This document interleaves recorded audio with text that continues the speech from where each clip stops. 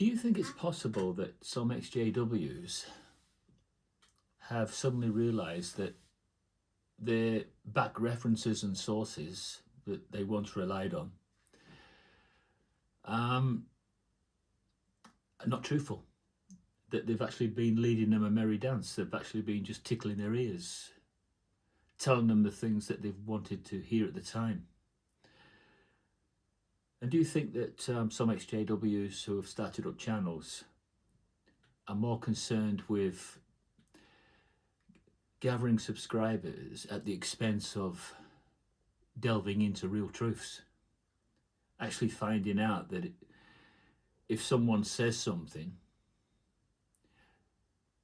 to take it to heart and treat it as gospel truth, or are they not making enough inroads into finding out whether there might just be some deception there?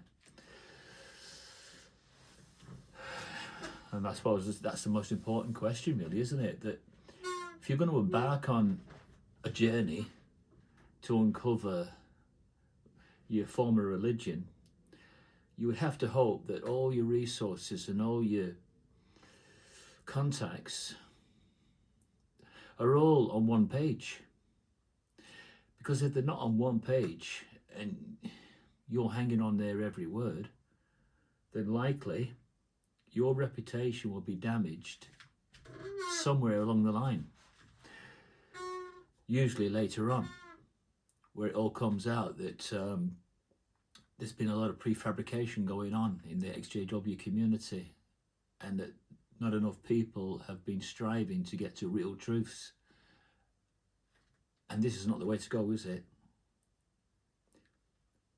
Now, we don't expect that any organisation's perfect, but you would have to hope that in the process of uncovering what you suspect, then you would have to hope that that process is carried out in a thorough manner, and that no guesswork and no personal opinions are submitted as evidences of truth. That's just not the way it should work, is it? And yet people recently have voiced their opinion about past references and past contacts being less than truthful, really resulting in their own channels being very much damaged, because other people would have come to their channels and expected to hear what they had to say was true. But if you find out after all this time it's not true, then you have to ask yourself, then how much was made up? How much was just guesswork?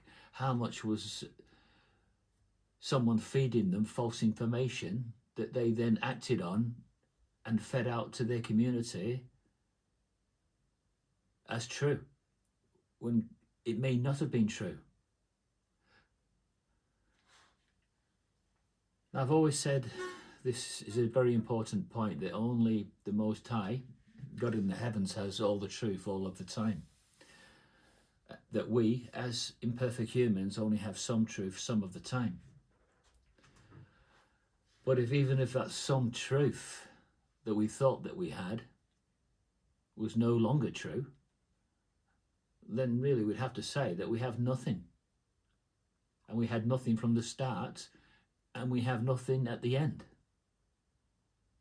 So I say, don't trust anyone in the YouTube XJW community. Trust no one, and just keep your friends, those that you've been friends with you for years and years and years, who have never let you down. Keep them close. But new friendships that haven't had a time to prove themselves, and keep them at arm's length, because that's what I do. I find it's the best way. You keep them at arm's length as a way of protecting yourself, in case they tell you things that that maybe are meant to rock you, but may not necessarily be true. So it looks like Mike and Kim have learnt the hard way, unfortunately. They've trusted in people that they should never have trusted in. Well, is it funny? Well, I suppose it is, because I certainly remember in the past trusting people that I thought were telling the truth, and as it happens, there was about a micro chasm of truth, and the rest of it was just guess, and a few little lies all mixed in. But I don't want to have people in my association that operate like that. That's just no good to anyone. I mean, isn't that what Satan does? He mixes lies in with truth. The XJW community can't do that. They can't use the same old methods that the world uses. They have to be different, and if they can't be different, then they don't deserve people to be following them. So I can see that Mike and Kim have just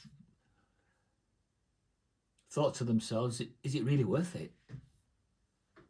At the end of the day, you think you're doing the right thing, but is it worth it? Is it worth all the hard work? If at the end of the day, it's not true, or it's a very, very micro chasm of truth compared to a vast ocean of lies.